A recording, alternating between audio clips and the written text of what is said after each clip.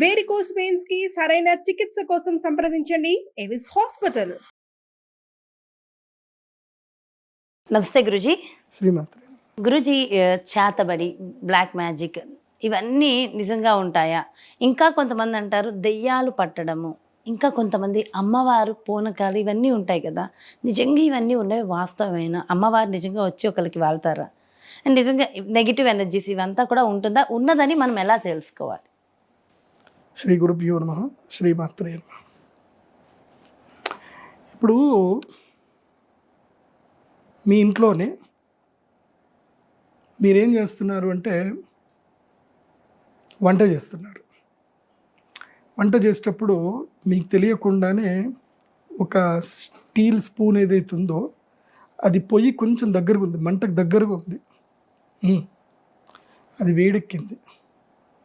మీరు అది తెలియకుండా టక్కన పట్టుకున్నారు. ఏమవుతుంది? కాలుతుంది. టక్కన మీ యాక్షన్ ఎలా ఉంటుంది అప్పుడు? అని అంటారు. అవును. మీ ఆయన పరిగెత్తుకుంటూ వచ్చాడు, పరిగెత్తుకుంటూ వచ్చి ఏమైంది, ఎందుకు తరచావు అని అన్నాడు అనుకో. కాలిందండి, కాలింది అని అంటే ఏదేంటి ఇలా చూస్తే ఏంది, ఏం కాలింది, ఎక్కడ కాలింది, ఎందుకు అట్లా ఊరికే ఏం కాలింది చూసుకోవా,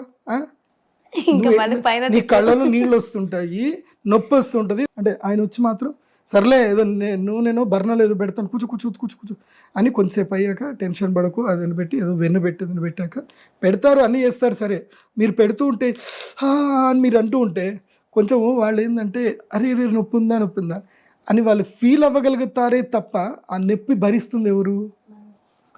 ఎవరికి వాత అంటిందో వాళ్ళకే బాధ. అట్లాగే ఈ చేతబడులు, ఈ దయ్యాలు పట్టడాలు ఇవి చూసేవాడికి తెలియదు. చూసేవాళ్ళ దయ్యాలు లేవు, చేతబడులు లేవు, ఏం లేవు, కనిపిస్తున్నాయా, ఇవన్నీ చూసేవాడు బోలని మాట్లాడతాడు. కానీ వాడికి వాత తలిగినప్పుడు మాత్రం తెలియదు. వాత తలిగితే ఈ మధ్య నాకు కొంతమంది కాల్ చేస్తున్నారు గురుజీ. గురుగారు నేను నమ్ముతున్న గురుగారు, నేను మొన్నటిదాకా నమ్మకపోతుండే కానీ తెలిసిపోతుందండి, ఇప్పుడు బాగా తెలుస్తుందండి నాకు. ఇది రియలైజ్ అయ్యేవాళ్ళు ఏ కొద్ది మందో ఉంటారు, అందరూ రియలైజ్ కాదు. కాబట్టి నేను నా అనుభవం మీకు చెప్పేది ఏంటంటే ఈ చేతబడుల గురించి దయ్యాల గురించి నేను మాట్లాడడం మానేసా. ఎందుకోసం అంటే నీకు ఎక్స్పీరియన్స్ అయినప్పుడు ఆటోమేటిక్గా నా దగ్గరికి వస్తావు. నీకు ఎక్స్పీరియన్స్ కాలేదనుకో, నేను చెప్తే ఇదేదో చెప్తున్నాడు అనుకుంటావు. Let you experience. Because experience అయిన వాళ్ళందరూ నా దగ్గరికి వచ్చారు కాబట్టి నేను మొదలు నమ్మేవాడిని కాదు. మా నాన్న నాకు ఒకసారి చూపించాడు, లైవ్గా చూపించినప్పుడు అప్పుడు నాకు నమ్మకం ఏర్పడింది. ఆ తర్వాత చూపించారా? దయ్యాలది చూపించారు. నా దగ్గరికి ఒక దయ్యం వచ్చి చేయి తిప్పింది కూడా. దాన్ని మా TV5 మూర్తి గారు వేసుకొని నేనేదో కట్టుకథ అల్లుతున్నట్టుగా అదేదో ప్రమోట్ చేసుకున్నారు. ఇదే ఊపే కూహ అంటే ఇదే అనమాట. శవాల మీద పేలాలు ఏరుకోవడము, ఇంకొకళ్ళని డీఫైమ్ చేసుకొని డబ్బులు సంపాదించుకోవడం అంటే ఇంతే అంటారు. కాబట్టి నేను చెప్పేది ఏంటంటే లెట్ యూ ఎక్స్పీరియన్స్. నీకు దయ్యం ఉందా లేదా నమ్మకం ఉందా అని అంటే నీకు ఎక్స్పీరియన్స్ కానీ కదా. నీకు ఎక్స్పీరియన్స్ అవ్వాలంటే కూడా నేను చెప్తా, ఏమేం చేయాలో చెప్తా. అంటే లేదు అనే వాళ్ళకి కూడా చెప్తా, ఈ పనులు చేయండి. చక్కగా శ్మశానం ఎక్కడైతే ఉంటుందో శ్మశానం ఉండే దగ్గరనే మీరు ఇల్లు కట్టుకుని ఉండండి, కావాలంటే అద్దెకు తీసుకొని ఉండండి. మీకు నిజంగా దయ్యాన్ని ఎక్స్పీరియన్స్ చేయాలనుకుంటే శ్మశానం దగ్గరనే ఉండండి. ఎందుకోసం అంటే శ్మశానం దగ్గర ఎవరెవరు ఇండ్లు ఉంటాయో కొంతమంది ఇళ్లల్లో నేను వెళ్ళి చూశాను. వాళ్ళ ఇళ్లలో అర్ధరాత్రి కొన్ని శబ్దాలు రావడము, కొన్ని ఇవి జరగడము, అన్యాచురల్ థింగ్స్ జరగడం నేను చూశాను. అట్లాగే అర్ధరాత్రి పూట 4 మూలల్లో, మీకు అది కూడా చెప్తున్నా, అమావాస్య అర్ధరాత్రి 4 మూలల్లో ఎవరికైతే నెగిటివ్ ఉంటుంది, ఎవరికైనా సరే దిష్టి బాగా తీసి 4 కోడిగుడ్లు దిష్టి తీసి, నిమ్మకాయలు దిష్టి తీసి 4 ఇది పెట్టేసుకొని, నీకు దయ్యం లేదు చేతబడి లేవంటావు కదా, నువ్వు నడుచుకుంటూ వాటిని తొక్కుకుంటూ పో ఆ రోజు. ఓకే, అది 4 నువ్వే పెట్టి ఎవరికైనా దిష్టి తీపిచ్చి నువ్వే పెట్టించి ఓకే వాటిని తొక్కుకుంటూ నువ్వు పో. 1 వీక్లో తెలుస్తుంది నీకు ఏం జరగాలో జరుగుతుంది అప్పుడు. సో ఇవన్నీ ఎవరికి ఎక్స్పీరియన్స్ అవుతాయో వాడికే తెలుస్తాయి.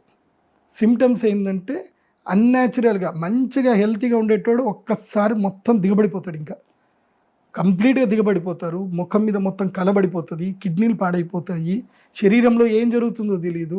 డాక్టర్ల దగ్గరికి పోతే టెస్టులు అని చేస్తారు, ఏం లేదండి అంత మంచి. మరి ఎందుకు మావాడు బక్కగా అయిపోతున్నాడు, ఎందుకు నీరసపడిపోతున్నాడు అంటే ఇంకో టెస్ట్ చేద్దాం అంటారు. ఎన్ని టెస్ట్లు చేసినా ఏం తెలియదు. ఇట్లాంటి బోలెడు కేసులు నేను చూసాను.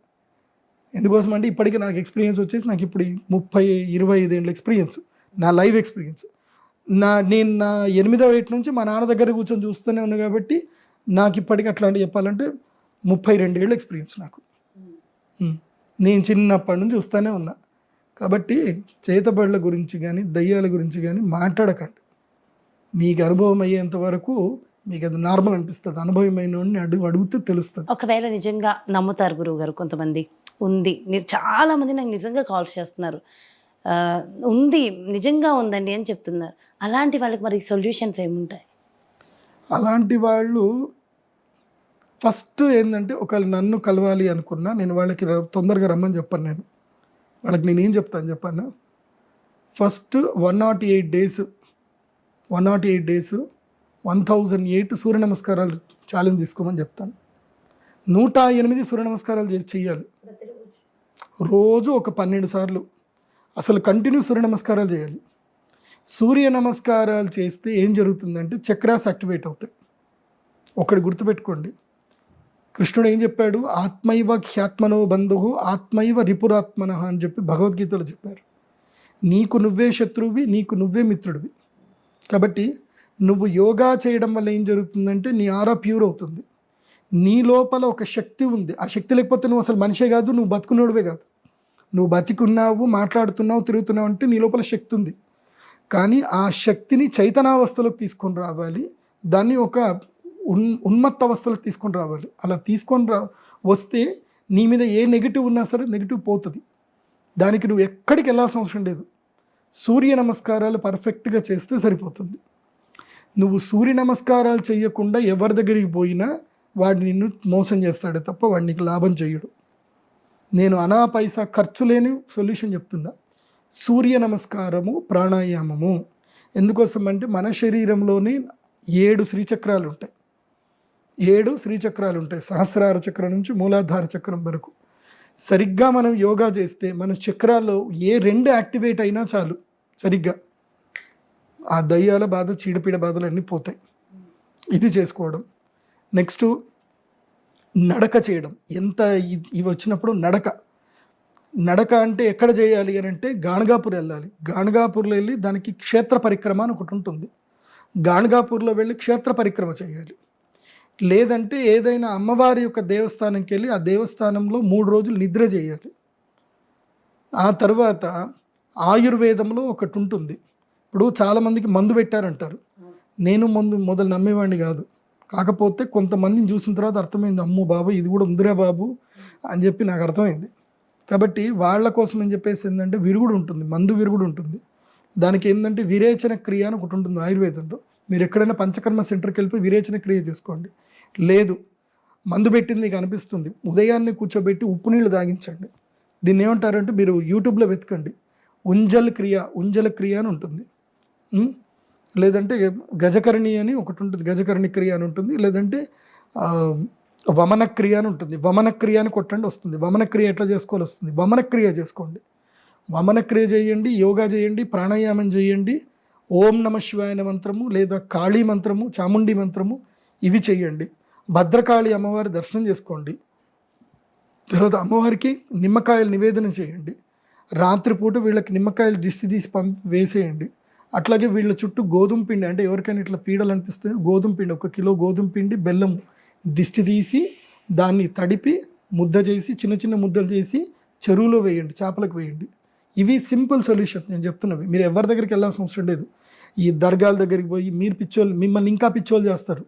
దర్గాలకు వెళ్ళకండి, ఎవరి దగ్గరికి వెళ్ళకండి. భూత వైద్యులు కొంతమంది ఉండొచ్చు, నేనైతే నా జీవితంలో చూడలేదు. కానీ నేను అద్భుతమైన అఘోరీలు మాత్రం చూశాను. వాళ్ళు ప్రకృతిని శాసించే అఘోరులను నేను చూశాను. వాళ్ళ వరకు మనం వెళ్ళాలంటే మనకి ఎంతో అదృష్టం ఉండాలి. వాళ్ళు నాకు చెప్పింది ఒకటే, ప్రదీప్ तुम्हारे जीवन में तुम बहुत तपस किया, उसके लिए मैं दर्शन दिया तुमको. तुम किसी को भी मेरा नाम मत बोलो, किसी को भी मेरे पास मत लेके आओ, क्योंकि मैं कर्म करने के लिए नहीं आया हूँ, मैं भगवान की सेवा करने के लिए हूँ, कर्म करने के लिए नहीं हूँ అని చెప్పిండు. అంటే నీకేదో తపస్సు ఉంది కాబట్టి నువ్వు నన్ను దర్శనం చేసుకోగలిగావు, నా దగ్గరికి ఎవరిని తీసుకురాకు, నువ్వు కూడా మళ్ళీ నువ్వు రాలేవు, నా దగ్గరికి రావాలనుకున్నా, ఇప్పుడు నీకు అదృష్టం గట్టి వచ్చావు కాబట్టి నా గురించి ఎవరికి చెప్పకని చెప్పాడు. ఆయన ఇప్పుడు వర్షం పడాలంటే వర్షం పడుతుంది, ఆకాశంలో మేఘాలు కమ్ముకొచ్చాం, నాకు కొంచెం ఎండ కొడుతుంది అని అంటే ఎక్కడ లేని మేఘాలు వచ్చి 2 నిమిషాలు కమ్మేసుకుంటుంది. ప్రకృతి అలా ఆయనకి పంచభూతాలకి ఇట్లా ఉన్నాయి అన్నమాట. గాలి కావాలి అని చెప్పేసారంటే వాయునందన్కి జై హో, పవమాన్కి జై హో అని చెప్పేసి అనేసరికి సమ్మని గాలి వచ్చింది. నేను హిమాలయాల్లో చూసిన గొప్పవాళ్ళు అట్లాంటి వాళ్ళు ఉన్నారు. ఇప్పుడు మీకు అట్లాంటి ఒక గొప్ప వ్యక్తి, ఒక్క వ్యక్తి మాత్రం ఉన్నాడు చెప్తాను. మీకు అట్లాంటి చీడపీడల బాధలు ఎవరు ఉంటే ఆ వ్యక్తి దగ్గరికి వెళ్ళండి. తణుకులో అఘోరి రాజేష్నాథ్ గురూజీ ఉంటారు. ఆయన మహానుభావుడు, ఆయన చాలా శక్తిమంతుడు. ఆయన దగ్గరికి వెళ్ళి కలవండి. ఆ బాధ ఉంటే నా దగ్గరికి కూడా రావద్దు, నాకు ఆ శక్తి లేదు. ఎందుకోసం అంటే నేను అది విమర్శ చేసుకోవడమే మంచిది, నాకు ఇష్టం లేదు అట్లాంటివన్నీ కూడా. కాబట్టి రాజేష్నాథ్ అఘోరి గురూజీ మహారాజుని వెళ్ళి కలవండి. కానీ గురూజీ దగ్గరికి వెళ్ళేటప్పుడు మాత్రం మీ కొంటెతనాన్ని, మీ పెంకితనాన్ని, మీ మైండ్లో ఉండే సైన్స్ వాటికి సంబంధించినవన్నీ కూడా తీసి బయట పాడేసి వెళ్ళండి. ఆయన దగ్గరికి వెళ్తే చాలా జాగ్రత్తగా ఎట్లుండాలంటే చేతులు జోడించి భయంతో కూర్చోండి. అందుకోసమంటే గురువు అంటే అంత భయం ఉండాలి, ఆయన దగ్గర భయంతో పోవాలి. భక్తి భయం 2 ఉండాలి. ఏది లేకపోయినా చల్ నడు అంటాడు ఆయన, కూర్చోబెట్టాడు ఆయన. వచ్చే ప్రశ్న ఇస్తే నడు అని చెప్పేసి అంటాడు. అది. సో అయితే నెగిటివ్ ఎనర్జీ అయితే ఉంది, ఇవన్నీ ఉన్నాయని చెప్పారు. నేను ఇంకా పాజిటివ్ ఎనర్జీ అమ్మవారి గురించి అడిగా, అది ఇంకొక వీడియోలో నేను డీటెయిల్గా తెలుసుకుంటా. గురుగారు చాలా బాగా ఎక్స్ప్లెయిన్ చేశారు, సొల్యూషన్స్ కూడా అందించారు. Thank you so much Guruji, నమస్కారం. సో చూసారు కదండి, మరి దెయ్యాలు, చేతబడి, బ్లాక్ మ్యాజిక్ ఇవన్నీ ఉన్నాయి అనడానికి నిదర్శనం ఏంటి? ఒకవేళ ఉంటే వాటికి ఏం సొల్యూషన్స్ ఉంటాయి? ఎంతో చక్కగా క్లియర్గా ఎక్స్ప్లెయిన్ చేశారు కదా. మరో చక్కటి కార్యక్రమంతో మళ్ళీ మీ ముందుకు వచ్చేస్తాను. నమస్కారం.